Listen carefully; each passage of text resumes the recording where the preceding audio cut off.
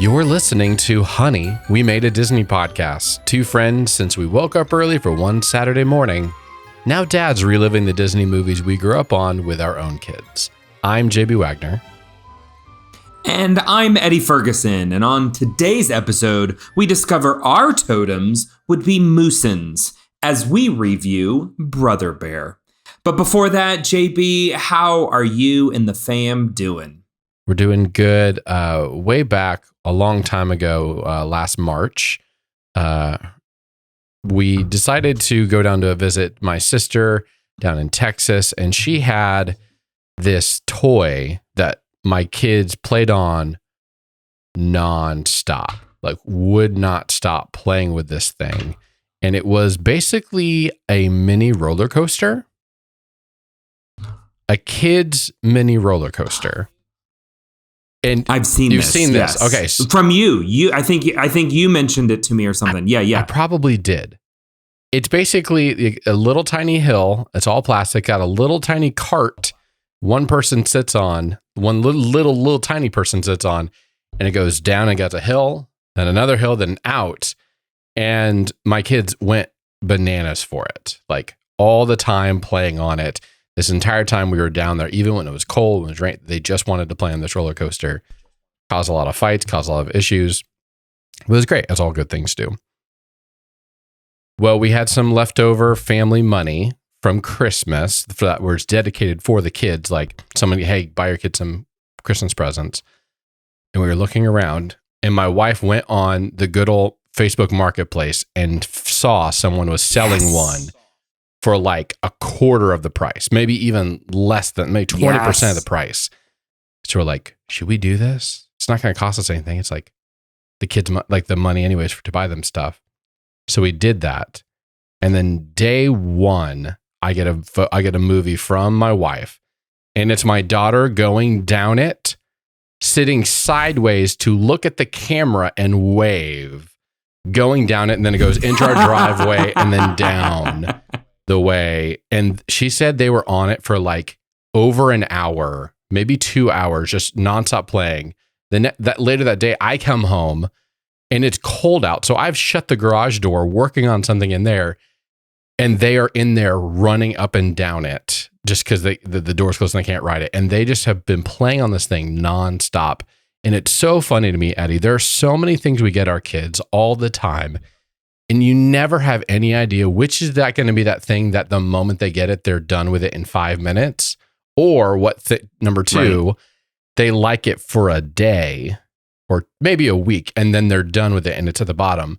But then there's those things that just like, they love it all the way. The number one chord for us has been the trampoline. Number two, well, in there also, of course, is the Nintendo Switch that my son plays with nonstop. But then this thing, I was not expecting this thing to be like, we have to be on it even when it's like 20 degrees outside. They are just dying to play with it all the time. So my kids are in heaven right now. They're very excited about their roller coaster life now. And you're in heaven and enjoying it because it is occupying them and exhausting energy. Oh, yes. All the time, running up and down. These are the two things we look for in parenting is how long can this occupy my children? Mm-hmm.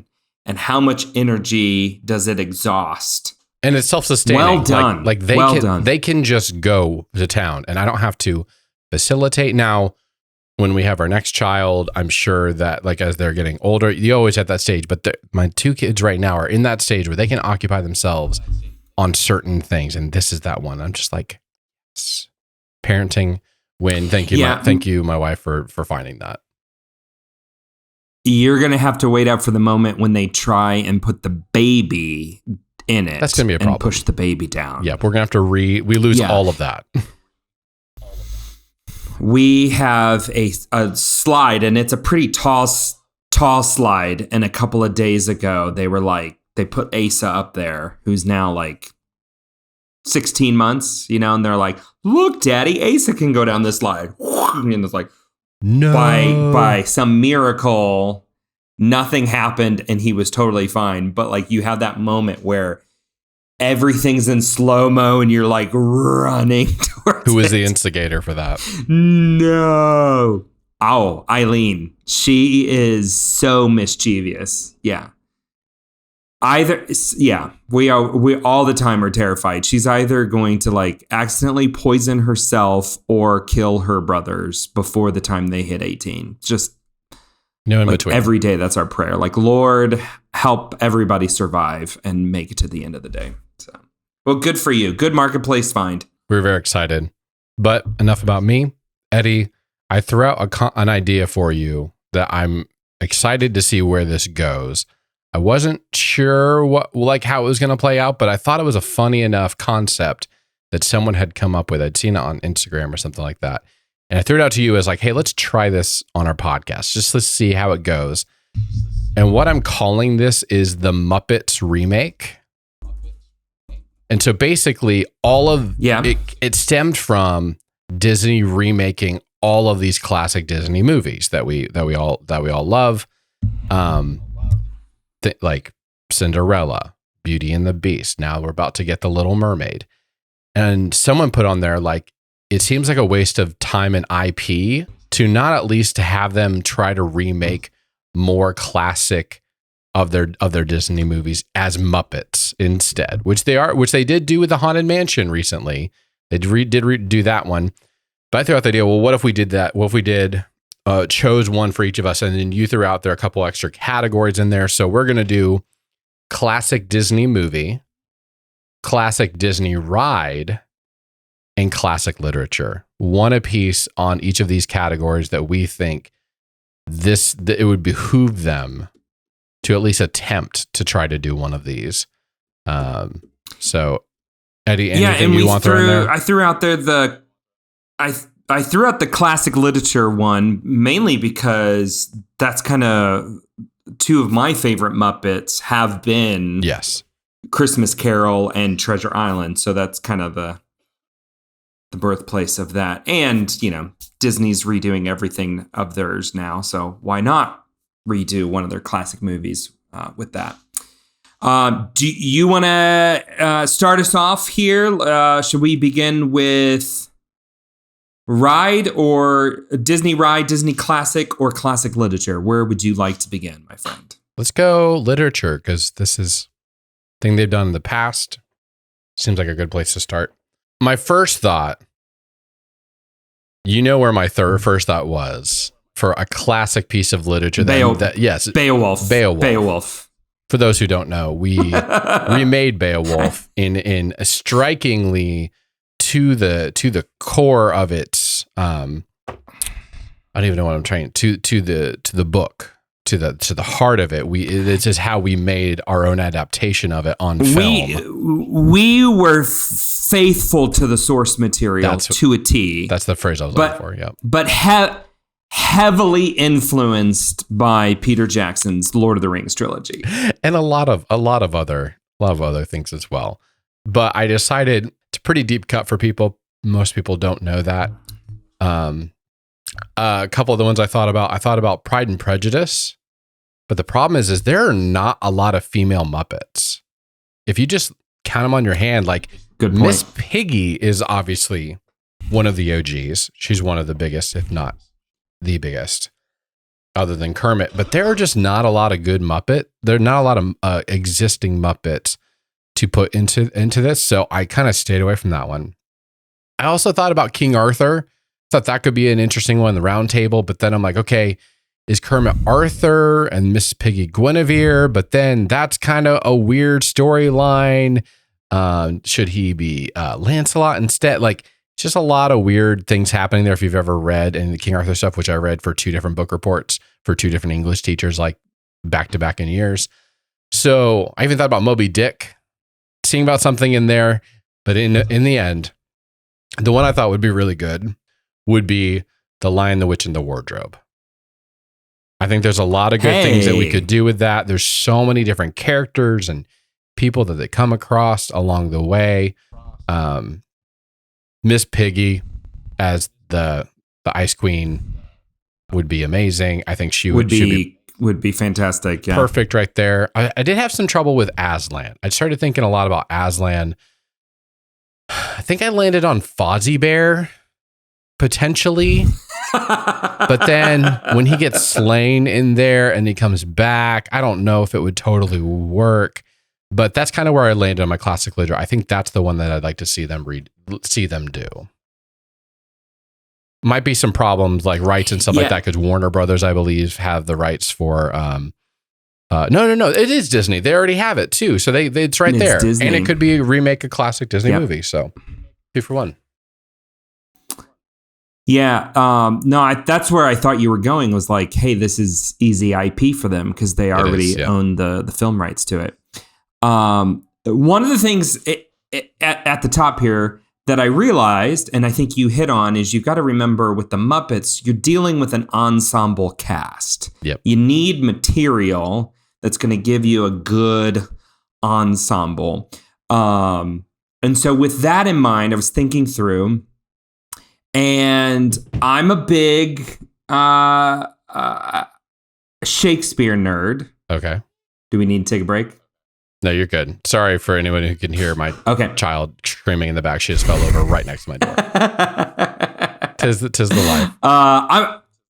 Tis the life of being dads. I'm a big Shakespeare fan. I've enjoyed it in high school, but also all throughout college. I was an usher at the Chicago Shakespeare Theater, and so had the great joy of. So I thought, this would be fun. I want to see like a very Muppets version of Shakespeare. I think this could really get crazy and funny, especially a lot of just like the little different kind of scenarios that Shakespeare's famous for creating, particularly in his comedies. And so what I was thinking was Much Ado About Nothing, which is kind of a great ensemble where you've got all of these different things happening, and you've got these multiple groups that are creating and splitting off. There's a little bit of romance mixed in there and a lot of just kind of zany comedy, probably his most well-known comedy in that.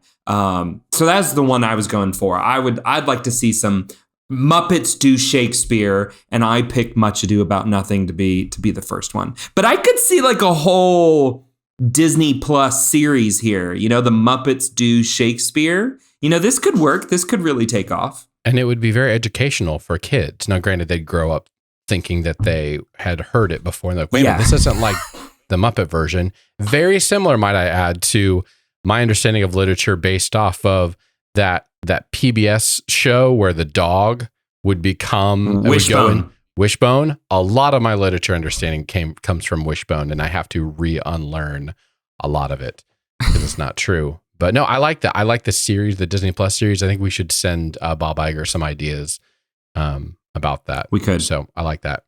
The next one, because they're spending all this money on Disney Plus now. Oh, all this money is just not shoving all of it in there. For the next one, let's do classic Disney movie. Would you like to open us up on the classic Disney movie, which started this whole conversation? Yeah, again, continuing with my idea of like an ensemble is going to just kind of highlight the Muppets the best. I went for The Jungle Book, one of my absolute favorite Disney classics. And I think, again, you've just got this fun little kind of different like segments of characters in and out. Great music, which the Muppets are really good at doing some great musical numbers. And furthermore, I think one of the main shticks of the Muppets is them interacting with actual human characters, which you could easily do with the Mowgli character right there in the center of it. So I would really like to see the Muppets redo The Jungle Book. I love this. And of course, you've got Fozzie Bear playing Baloo. I like this. This actually stems in. Sorry, I said Baloo. This actually stems in really well because the thing I wrote down for this is interesting doing all of these. I'm like, oh, there's actually some rules to this and stuff. I actually wrote down that it is really heavily bent on human characters, not animals. But I like what you did because yours is an eclectic arrangement of animals, which works well. I initially wanted to do something like the Lion King, but it's all mostly lions. And there's a couple, there's like Timon and Pumbaa and stuff like that. But it's really hard to take Fozzie Bear and Kermit and Miss Piggy and throw it into Lion King. That's just kind of weird. So the one that I went with that I really wanted to see happen that does kind of own up more to this is Beauty and the Beast. Hey, yeah, that's a good one. And I thought about this. Who would you make your human characters? So I think that Belle would have to be human. We'd have to go with a human Belle for that. I think it would be funny if played straight, just like Michael Caine does in Christmas Story. If Beast was played by Animal and he was just crazy the entire time and she's somehow fallen in love with the Beast and you have no idea how. It's just not, he has no manners, no whatever. They have to dress him up in a whole tuxedo and everything like that. I think that'd be funny. The problem is, and because I went through and I was just like, if we make Miss Piggy Belle, then Kermit has to be the Beast, and there's no way he can play the Beast. Maybe Animal turns into Kermit at the end. I don't know. But you could have the two grumpy old hecklers, and they're actually heckling Maurice in town. Like, there's some good things that could go with that. But so that was my suggestion: is I want to see them try Beauty and the Beast. I think there's so many different characters. Lumiere, all of the different people inside of the house. There's so many options inside of it. So I got to give an honorable mention in this category. My lovely wife Sarah threw out one that I thought was just like, oh, this is such a great idea. She said to do Snow White and the Seven Dwarfs. Great Snow idea. White is human, all the dwarfs, and then Miss Piggy is the evil queen. Love it. Sarah, that's a great idea. That's great, isn't it? I wish she could come on. Well. She could come on to give that pitch herself, but you know what? You did it well. So it's great. So for the we've arrived to the final. So classic Disney ride. So I'll just jump in. At first I thought, because one of my favorites is Pirates of the Caribbean, but that felt a little too close to Muppet Treasure Island. We've already gone down the whole pirate route. Need to try something else. Valid. There's one other one that I thought about, but that my wife told me about, but I'm gonna save that one because I have a feeling you might take it. So the one I went with, there's no rationale for this whatsoever, and it's completely open, wide open, no storyline. They can do whatever they want with it, and it's Space Mountain. I just want to see what they would do with Space Mountain. No idea what storyline they'd come up with, what all the twists and turns are. Maybe the whole thing is just the Muppets go on Space Mountain. I would love to see this, the Muppets go on Space Mountain. But so for me, that's the one I chose because it's my favorite ride at Disneyland. I love that. And you saying that, all I want now is like a 90s style travel video, yes. Like a Disney promo video in a pink VHS tape that I rewind and watch over and over again. You gotta like peel open the plastic that has just such a sweet polyurethane smell to it. That's just it's beautiful. I want that now. I want to see the Muppets ride Space Mountain. You probably, you guessed probably what mine was, and it seems so obvious and perfect.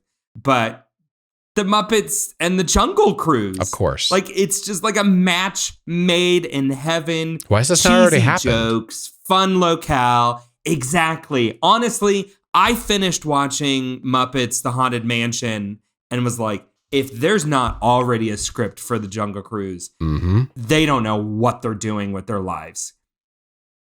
Because, I mean, love it or hate it, it's still a great concept of the Muppets just chipping through all these different Disney things. Because eventually they're going to recoup whatever they make, it costs to make these things. But eventually the Muppets are going to stumble on something that is just going to be gold and make Disney tons of money. And I think it would be the Jungle Cruise. That would be my guess, especially your deep cut Disney fans. And I mean, Jungle Cruise is my favorite ride. every time we go, we have to ride it. Just to see them. I mean, you could have anything from just like the humans are the ones on the boat, and Fozzie Bear is your skipper. And then as they pass all the different scenes on the river, you can just redo all of those with all of the Muppets and create quite a lot of, fun little storyline there. But that was my pick, the Jungle Cruise, to see the Muppets. Hopefully Disney is listening to us, because I think these would be fantastic ideas, far better than some of the more recent additions to Disney Plus. National Treasure. Not a fan, Eddie? Not a fan of that? I think would actually sit down and watch these. I couldn't even get through the intros of it. It was just, it's too much. It's too much. That's awesome. Well, thanks for bearing with us, everybody, because we know this is not Muppets on roller coasters was not what you signed up for today. That's not what you were looking for, but hopefully you had fun with us on our little experiment here, pitching ideas to Bob Iger as he tries to save the company. But what you really came for is one of the iconic, always talked about Disney movies. Whenever I hear people talking about classic films, this is the one. This is the first one just rolling off people's lips every time. And it is the iconic animated film, Brother Bear. Cue the Disney sound effect.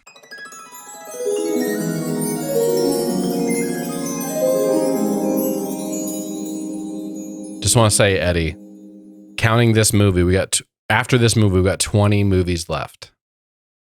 We have 20 movies left. Oh, really? Yep. We're in the final. This is 21. Counting this movie, it's 21. So we got 21 more of these to do on this thing. And we got to start figuring out what we're going to do on our next one. What are the rest of our podcast? We're not just going to end the podcast. We got to do something else next. We got to start talking about that.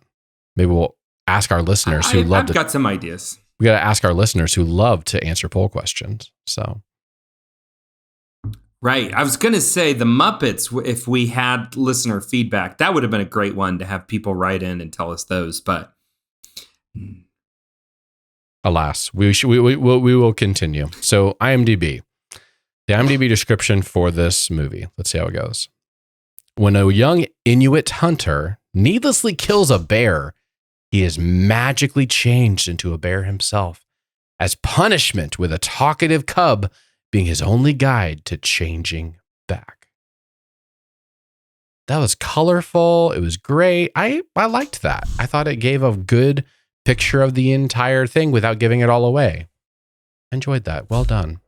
No, it's and while being descriptive with it all. Didn't put actors' names in. It was great. Disney Plus says a boy transformed into a bear makes an epic journey to become human again. I like this one better. It's a little more colorful, a little more pizzazz to it. Just like you, Eddie. Very much. The Disney Plus description of what I would have. The Disney Plus description of what I would have said. The IMDb is what you would have said. So. Eddie, do you remember seeing this movie when it came out? I barely. Me either. I have a memory of starting it and actually seeing some of it. I do not know if I actually watched the whole thing or not. I for sure remembered nothing from the actual movie. Nothing. How about you? You had seen this recently, no, whether on purpose or not. We hadn't seen it at all. Honestly, my first introduction was and you're going to make fun of me because I always bring up soundtracks. So here I go again. I had heard a piece of music from this used at like a live show at Animal Kingdom. And I'm like, that's really cool. I've never heard that piece of Disney music before. Was that like written special for the show? No, it's kind of a compilation. What is this? And so like I tracked it. I'm like, oh, that's from Brother Bear. That's interesting. And we had seen one other Brother Bear reference at something at like one of the resorts or something. And I was like, you know what, Sarah? I have never seen Brother Bear. That it just totally escaped me. Didn't seem interesting at the time that it came out. We're in high school by then, so animated films are waning a bit for us. So we sat down and watched this for the first time 3 years ago. Maybe 3 years ago. And I went into it with really low expectations, right? So let's set that scene. This is from many would say this is the first of the waning films of Disney. Especially when you get into some of these next ones that we're about to trudge through. People would say this is kind of the beginning of the quote unquote end there. And so I had always heard kind of negative things, what's this, what's that, da da da da da. And so I had really low expectations, but I was like, I want to see this. And I was pleasantly surprised with this. I enjoyed this more than I thought I would. And I think it kind of helped me enjoy it even more so. Does that make sense? I would love to see you expand upon that. Like what exactly drew you in? What was it just like expand upon that. What was happening for you as you were watching this? Well, I think it's a fun story. I think it's an interesting story. It's definitely deep of, what is like true love, sacrificial love, and understanding, where other people are coming from and their actions in that. It's interesting. You've got a brother's story at the heart of it, which I think is kind of special and unique in that. And I wouldn't say that the music is my favorite. It's the same team strong words, Shadi. It's harsh criticism. It's the same team from. Well, it's the exact same team from Tarzan. It's Phil Collins and Mark Mancina. Yes. So it's hard to be in the same. You immediately are going to compare this. In my mind, I'm going to immediately compare this to Tarzan, and nothing comes close to that. But there's some catchy tunes. There's some fun little moments. There's some it's obviously some Phil Collins, just high percussion, kind of bouncy little tunes through it all. I just enjoy. There is nothing that I enjoy more than sitting and listening to somebody tell a story. Does that make sense? The ability of one person to hold a group of people's attention for however amount of time and just with their own words and gesticulations, keeping everybody captive. I love that. And I think that is one of the traditions of Native American tribes that is fun and interesting to me. And I feel like this movie does a really good job of reaching and trying to capture that sentiment in film. Does that make sense? Yes. It also, I like the setting. The whole kind of little more Pacific Northwest Canadian Rockies. Is this, I want to say this is the only Disney animated film set in Canada. I was having a hard time figuring out exactly where it was. Well, the two moose give it away.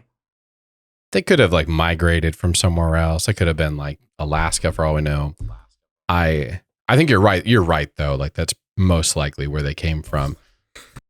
There was something, I can't remember what they talked about. There was something they talked about that made it sound like, oh, this has been a long time ago. A really long, this isn't in the turn of it felt like centuries. I don't know if that's the right terminology, but it was deep in the legends. Yes, exactly. Of this tribe. Yeah. Exactly. Wasn't expecting Joaquin Phoenix to be in this.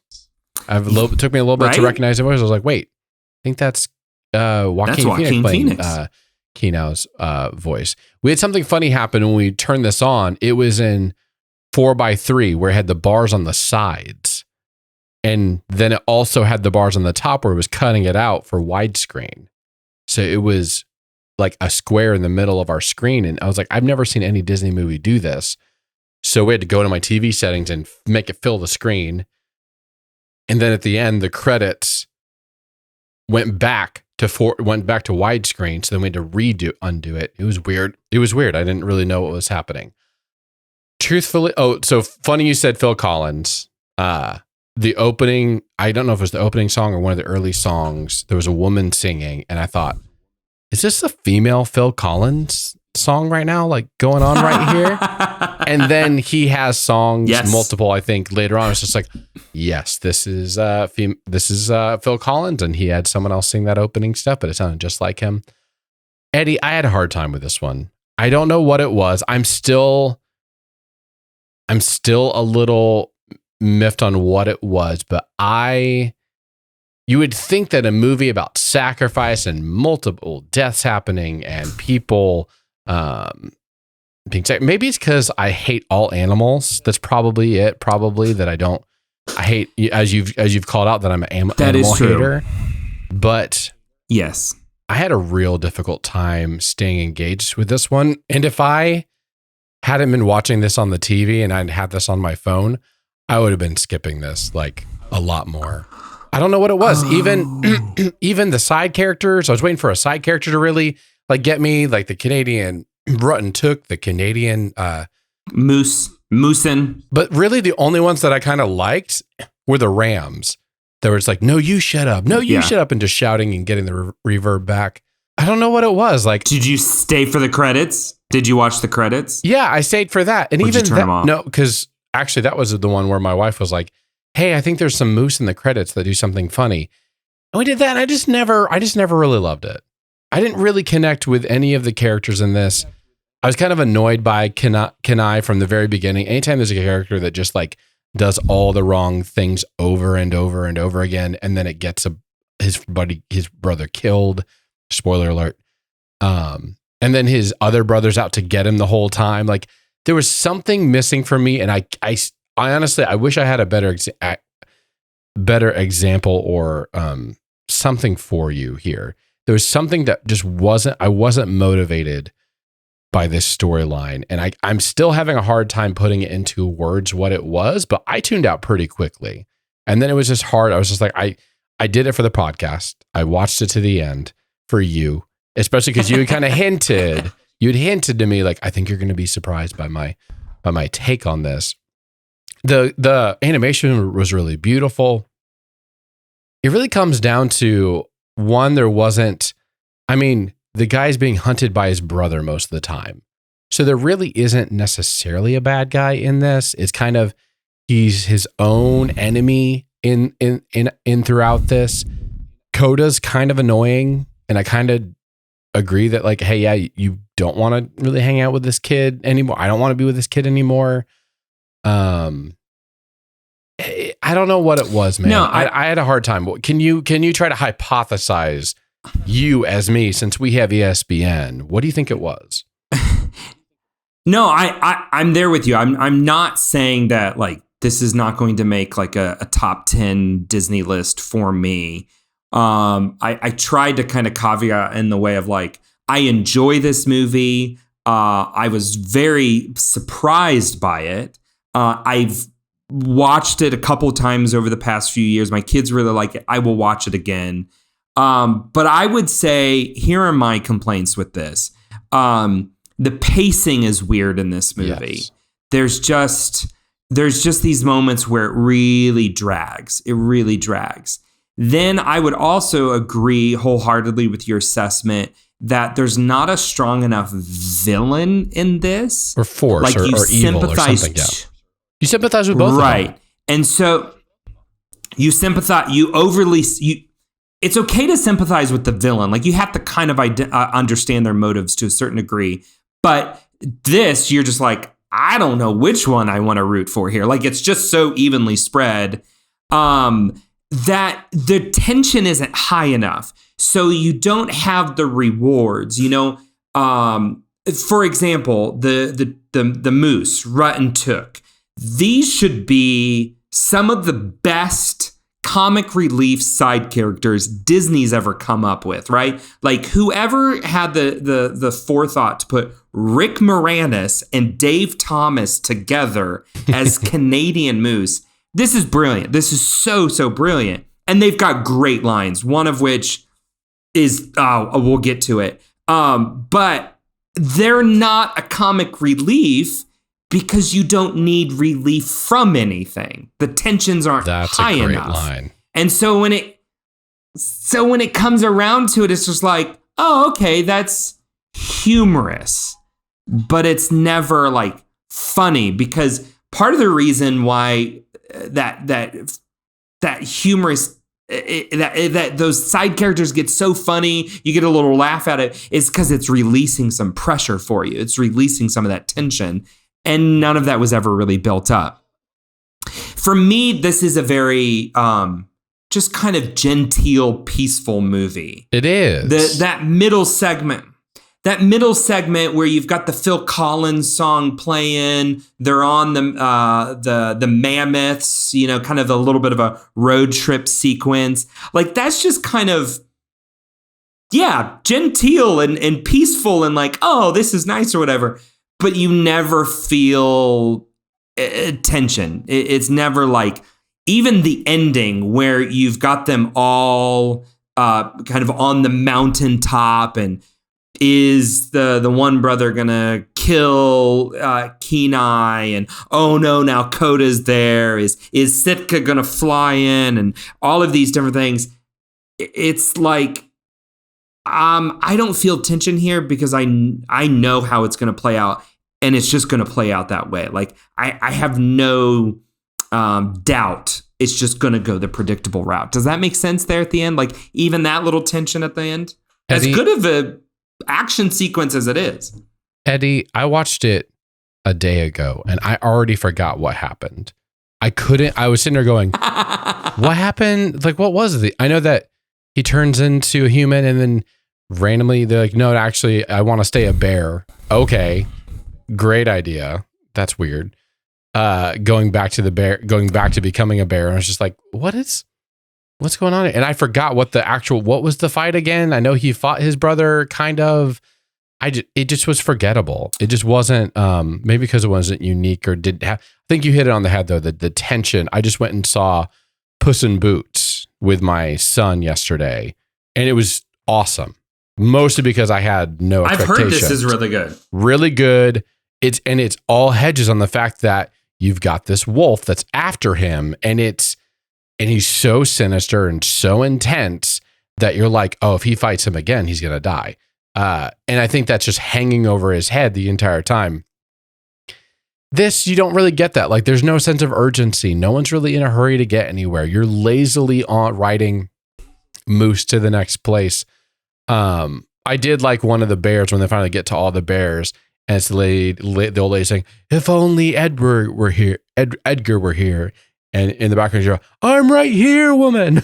I'm not dead yet." Like that kind of energy. That's why this never hooked me. The storyline never hooked me, and the stakes never hooked me, and it felt like a simple, like too simple of a story. I don't know. Yeah. We could say it over and over. It needed more tension. I think that's what would have created it, which is interesting because you would think like we have 2 deaths right off the start. Mm-hmm. You've got kind of your classic transformation from human to animal. Like, okay, this should do that, but it doesn't. It doesn't, because none of the deaths are at the hands of a villain. Like you're not creating tension with those. You're creating more of just like sympathy. So think about this. I'm going to call you on the mat right now. Do you like Brave from Pixar? Yes, but I wouldn't say that it is one of my favorite. That's okay. Pixar That's okay. movies. But you like it. You like it as a. Or The heritage carries a lot there. I do find some fault with a little bit of the story. Yes, it's not a perfect film. What I like about that, because it's the same concept of transformation into a bear. The thing that I think really works, one of which is you don't want, like when she goes into bear mode as a mom, like the mom, when she goes into bear mode and now she's dangerous to her own daughter and might not come back out of it, that is always hanging over her, even though there's the idea of like, oh, maybe her husband might kill it. Like, we know that the husband isn't going to kill her and all the other people in the clan and stuff like that. They're not going to actually hurt her. But what that level of like the tension between them, which is there throughout the entire way. And then just that sense of like, oh, she's kind of staying a bear sometimes and it's getting more dangerous for her to be around her. And oh no, it's being longer and she's going to be stuck there. That's what helps drive that story even more. Where this one, it's like, okay, he's a bear now. I guess he's got to get to this rock mountain place. This doesn't really matter when he gets there or whatever. Oh, his brother kind of coming after him, but this is a Disney movie. His brother's not going to kill him. And it's just like, you just lose that. When you lose that, you don't have something driving this story. So I still think at its core, it's a beautiful story of learning what sacrificial love really looks like. I think it's a beautiful story of, the hubris of youth, yep. learning the wisdom of experience.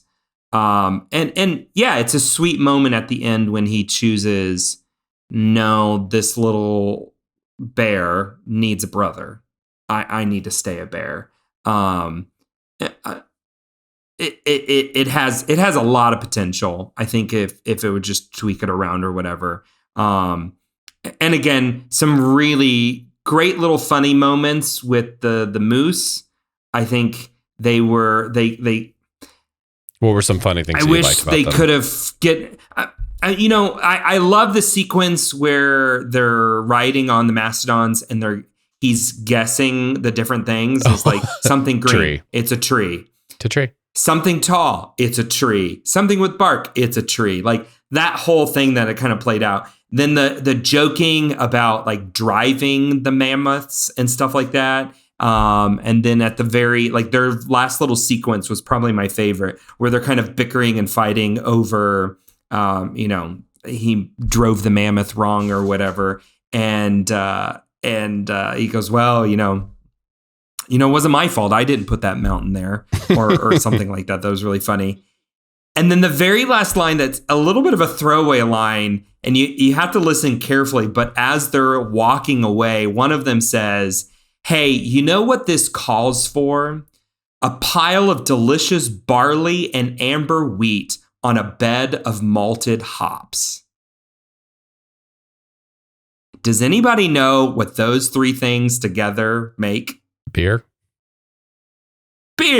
So I just thought that was really funny. To me, like, how clever of a thing is that to kind of like work that out and put that in there, especially if, you've got two Canadians or whatever. Yeah. I just thought that was really funny. A pile of delicious barley and amber wheat on a bed of malted hops. I remember now, Eddie, what made me think this was super dated and ancient. The woolly mammoths. That's the piece of it that I'm like, oh, that's what the thing was that reminded me that, oh, this is not a recent story. This is like an ancient foretelling story of like something that happened way, way back when. So Wikipedia says this is set in a post-Ice Age Alaska. Okay. So not Canada, Alaska. I had it, but granted, it's close to Canada, but anyways. So Eddie. So I was even more appropriate in having tea out of my Alaska mug as we do this. So I do have to say, let me just throw this in here at the end before we go to ratings. This film cost $46 million to make. Not much at all. Not much. They grossed $250 million. Wow. Like, that's a pretty good return. I would not 5X, call that's this.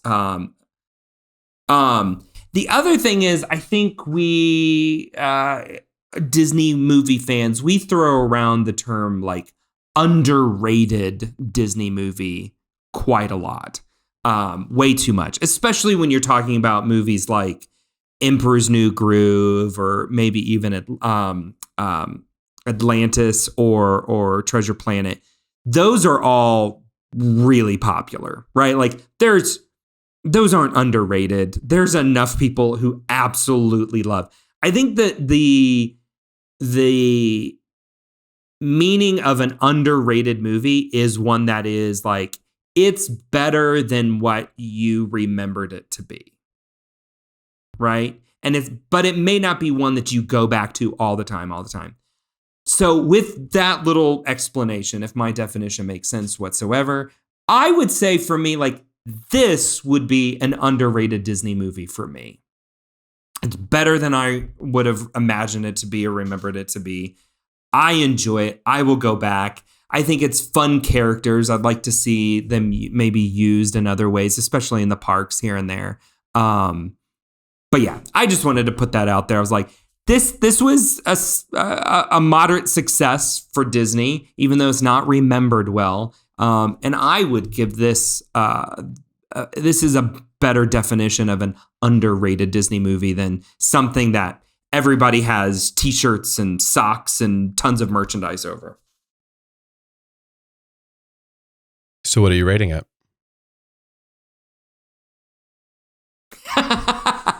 I belabored this.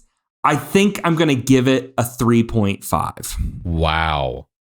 3.5. Did you think I was going higher? Or did you think I was going lower? I thought you were going to be lower. I thought you were going to be like, hey, it was underrated, but still on the lower end of things. Like, there's a lot of movies. I was wavering like 3.5. Okay, because I might adjust. Let me say 3. I was kind of on the line there. Jury says say straight down the middle. We'll give it 3. Mostly because I don't want you to be disappointed down the road when we come back and look at all of our ratings and make fun of each other for it. I will probably make fun of you for this one because I have zero desire to watch this again. No, there's not a single part of me that wants to watch this. If this is turned on, I will actively do other things. So I'm going to go with a hard one on this for me because I'm good, done it, seen it. I can listen to when I inevitably forget about this film. I will come back here if ever wants to say, "Hey, what did you think about Brother Bear?" I was like, "Can you just go listen to my podcast because I don't want to go back and revisit this film." So sorry, female Phil Collins and Joaquin Phoenix and the Woolly Mammoths. I'm gonna stick with other things from now on. And with that, your life has been forever changed by another episode of Honey, We Made a Disney Podcast. Be sure to subscribe wherever you listen to your other favorite podcast. And while you're there, help us out. Give us a 5-star review and share it with your best friend. You can also check us out at honeywemade.com, where you can see our full movie list as we continue to go through all of Disney's movies from 1988 to 2005, including next week as we review The Haunted Mansion.